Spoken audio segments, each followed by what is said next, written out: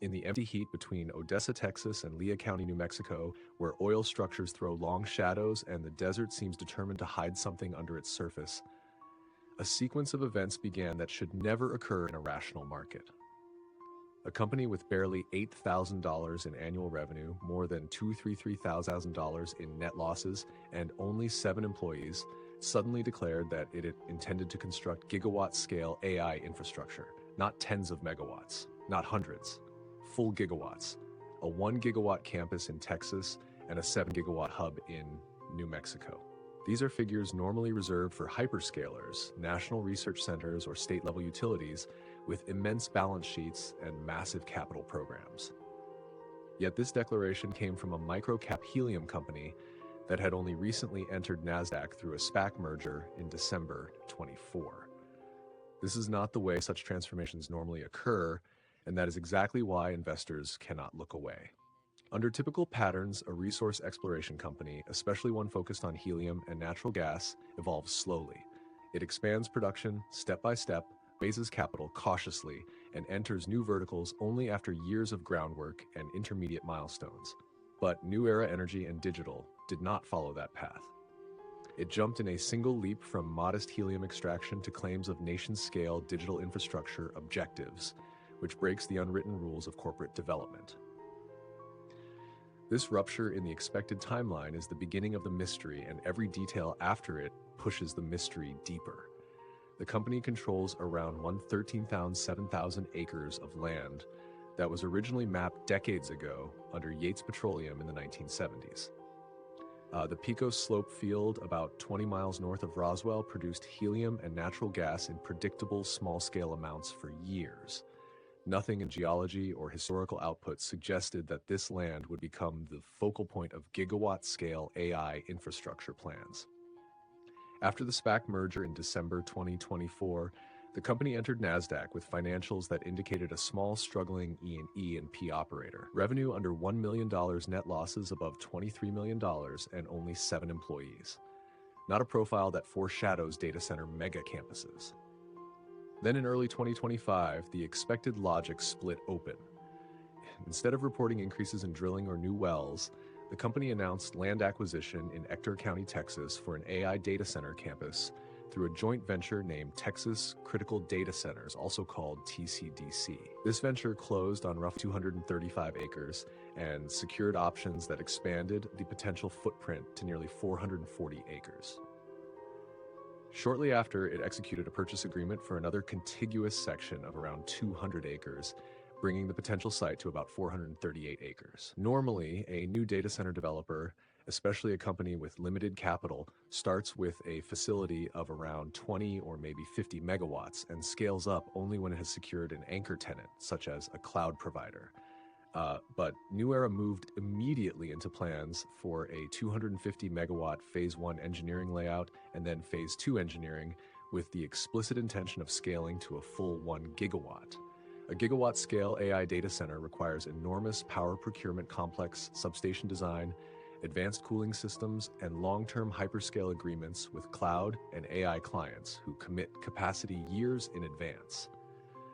Under normal conditions, companies only reveal gigawatt plans after securing power purchase agreements, financing packages, and committed tenants. New Era revealed this scale before revealing any of those foundational elements. That alone signals an extraordinary break from conventional development cycles, but the story escalates even further. By late 2025, New Era announced a land option agreement for roughly 30,500 acres in Lea County, New Mexico. This time, it would be a wholly owned development rather than part of a joint venture. The company then described a 7 gigawatt AI infrastructure vision for the site. 7 gigawatts exceeds the peak electricity load of several U.S. states. Under standard industry practice, a project even 1/10 this size requires multi-year environmental reviews, financing commitments from institutional investors, and regulatory approvals from utility authorities before it is publicly announced. Yet the company presented the 7 gigawatt ambition without listing any of those prerequisites, which creates a widening gap between industry expectations and company disclosures. Meanwhile, the company announced several MOUs and LOIs. an LOI with Thunderhead Energy Solutions for a 250 megawatt behind-the-meter power installation, another LOI with Morgan Capital for energy supply systems, an MOU for a 1,600-mile high-capacity fiber network across Texas. These instruments show intention and interest, but they are not binding contracts. In conventional infrastructure development, binding agreements are the essential foundation because they determine capital viability and long-term revenue. The market, therefore, must fill the absence of binding commitments with speculation.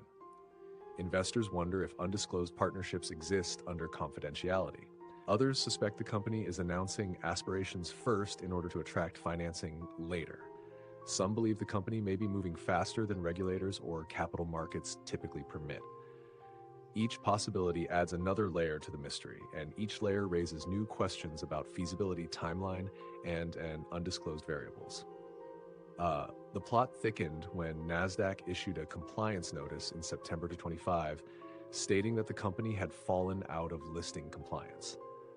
For microcap stocks, this event is common, but regaining compliance shortly afterward, without announcing any of the normal triggers such as financing or operational breakthroughs, is not common. This creates another breach in the expected pattern and further intensifies the uncertainty. The stock chart reflects this instability. The price traveled from a low of around $0.3 to a high near $12 and now trades near $5. The RSI is in the mid-40s, which suggests neutral momentum. The 200-day moving average is in the high $4 region. Analyst coverage is non-existent. Volatility is consistent with narrative-driven assets whose valuation hinges on future potential rather than current fundamentals. All of this leads to the central question that investors keep repeating. Can New Era Energy and Digital truly turn land gas and partial engineering work into megawatt and gigawatt scale AI infrastructure? Or is the story running ahead of what the company is actually able to execute? The optimistic view is straightforward. If the Texas 1 gigawatt campus secures a binding tenant or financing, or if the New Mexico 7 gigawatt plan gains regulatory momentum and NUAI could re-rate toward the $8 to $9 region and possibly revisit its previous high near $12. The skeptical view is equally credible. If the company does not convert MOUs into binding contracts, or if financing fails to materialize, the stock could slide toward $3, which aligns with valuation based on its helium and gas origins rather than an AI infrastructure future.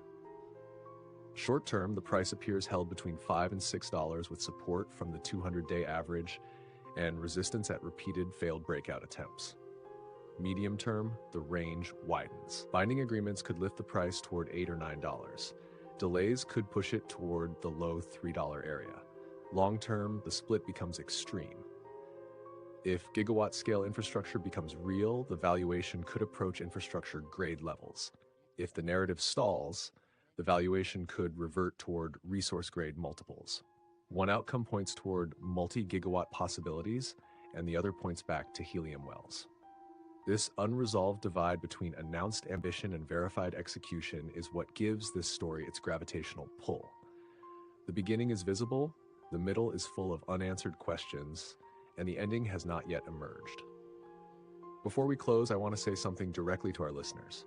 The Valuester channel is always looking for new tickers, both public and private, and also any pre-IPO or crypto assets you want us to investigate.